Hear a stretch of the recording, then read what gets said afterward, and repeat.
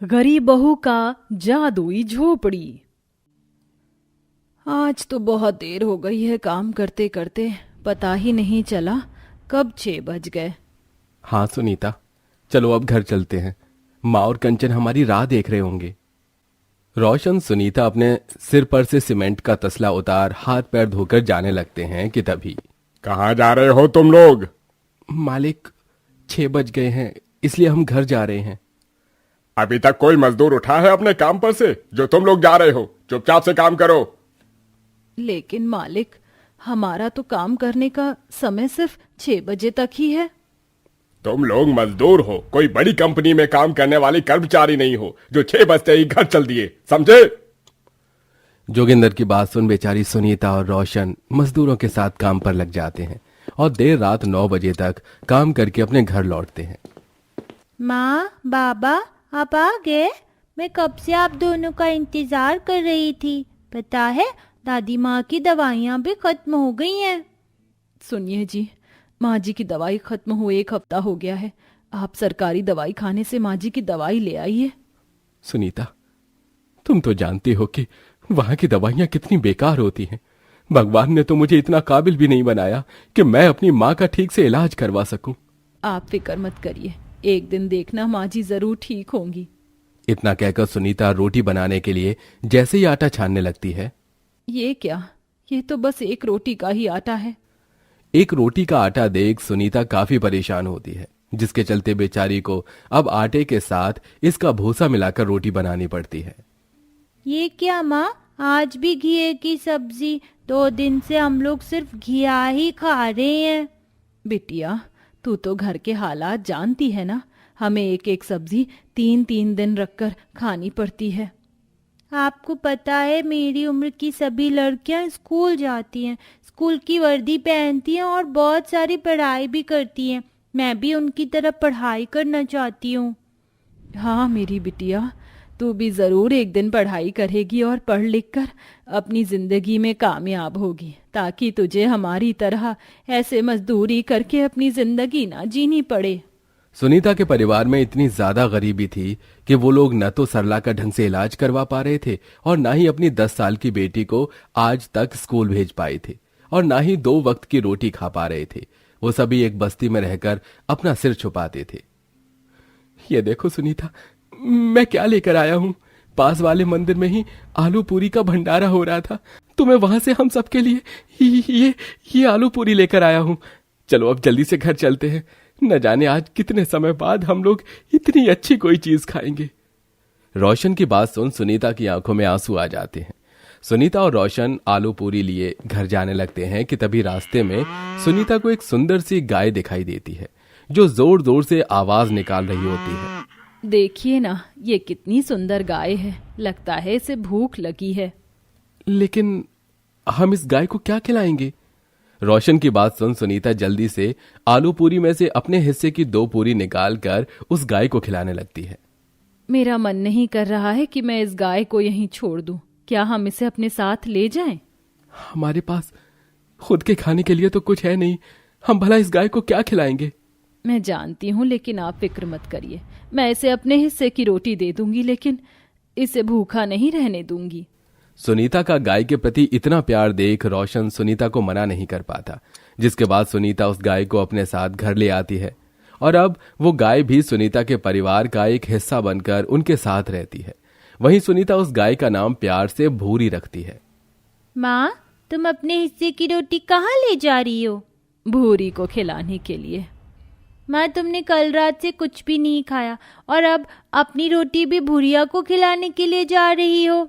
वो सिर्फ एक गाय नहीं बल्कि गौ माता भी हैं, और गौ माता को रोटी खिलाना पुण्य का काम होता है। सुनीता खुद भूखी रह लेती थी, लेकिन भूरी को कभी भूखा नहीं रहने देती थी। और ऐसे ही कुछ दिन गुजर जाते हैं। सब कुछ ठीक चल रहा था, लेकिन एक दिन, मैं अपनी बच्ची पत्नी को लेकर कहां जाऊंगा? इस झोपड़ी के अलावा हम लोगों का कोई और दूसरा सहारा नहीं है। हम आपकी मजबूरी समझ सकते हैं, लेकिन यह सरकार का ऑर्डर है। हमें जल्द से जल्द इस पूरी बस्ती को खाली करना होगा। अगर आप लोगों ने यह बस्ती खाली नहीं की तो हमें जबरदस्ती आपसे इस बस्ती को खाली करवाना पड़ेगा। सरकारी कर्मचारी सभी बस्ती वालों से जबरदस्ती बस्ती खाली करवा देते हैं। सुनीता का पूरा परिवार अब बेघर हो जाता है। रोशन अपनी बूढ़ी बीमार माँ को पीठ पर उठाता है, वहीं सुनीता हाथों में कपड़ों की पोटली लिए और बेटी का हाथ पकड़े सड़कों पर दर दर भटकने लगती है। हम लोग क्या अब ऐसे ही सड़कों पर घूमेंगे? अब हमारा कोई भी घर नहीं है। भगवान ने हमारी किस्मत में और कितने दुख लिखे हैं, ये मुझे भी नहीं पता। मैं भी देखती हूँ भगवान हमसे और कितनी परीक्षा लेगा। किस्मत और गरीबी का मारा पूरा परिवार एक पेड़ के नीचे बैठ जाता है और भूखे प्यासे उस पेड़ के नीचे अपनी रात गुजारता है। अगली सुबह अब हम लोग क्या करें? मुझे तो कुछ समझ नहीं आ रहा है। सबसे ज्यादा फिक्र मुझे कंचन और माँ जी की हो रही है। सुनीता, यहीं पास में खेत है, वहां पर काफी सारे फूस है। मैं सोच रहा था जंगल से कुछ लकड़ियां लाकर उसे और फूस को उसकी झोपड़ी बना लेते हैं। कम से कम सिर छुपाने को आसरा तो मिल जाएगा। मैं भी आपके साथ चलती हूँ। रोशन सुनीता मिलकर ढेर सारी लकड़ियां इकट्ठा करते हैं और साथ ही साथ खेत से फूस लाकर लकड़ियों और फूस की मदद से कुछ घंटे के अंदर ही अपना सिर छुपाने के लिए एक झोपड़ी तैयार कर देते हैं और भूरी के लिए भी फूस और लकड़ी की मदद से एक छत तैयार कर देते हैं। जिसके बाद अब वो सभी उस झोपड़ी में जाते हैं और भूखे प्यासे ही सो जाते हैं। अगले दिन सुनिए, ये सुबह सुबह हमारी भूरी कहाँ चली गई है? कब से ढूंढ रही हूँ, मिल ही नहीं रही है। अरे इसमें इतना परेशान होने वाली कौन सी बात है? सामने ढेर सारे खेत है ना, तो वहीं पर घास खाने के लिए गई होगी। माँ, आप तो जानती हो कि भूरी को हरी हरी घास कितनी पसंद है। थोड़ी देर में आ जाएगी। कंचन और रोशन की बात सुन सुनीता थोड़ी शांत होती है। माँ, बहुत भूख लगी है। 2 दिन हो गए हैं कुछ खाए हुए। अब तो भूख के मारे पेट में भी दर्द शुरू हो गया है।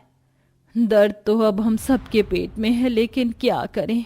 मालिक समय से पहले पैसे देंगे नहीं और हमारे पास भी कुछ खाने के लिए सामान नहीं बचा है।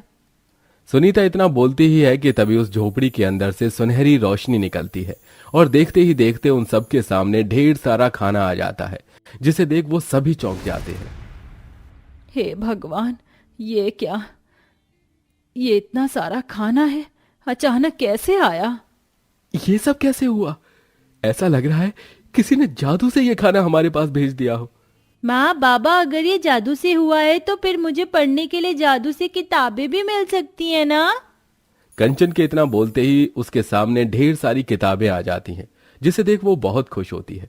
सभी लोग ये मंजर देखकर बहुत ज्यादा हैरान होते हैं। उन्हें कुछ समझ आता उससे पहले ही वहां भूरी आ जाती है।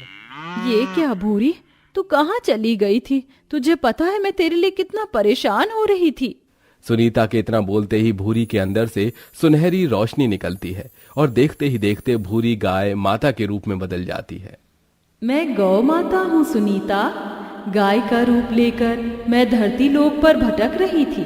किसी भी मनुष्य ने मुझे एक रोटी देकर मेरी सहायता नहीं की, लेकिन तुमने मेरी सहायता की और मुझे अपने घर लेकर आई।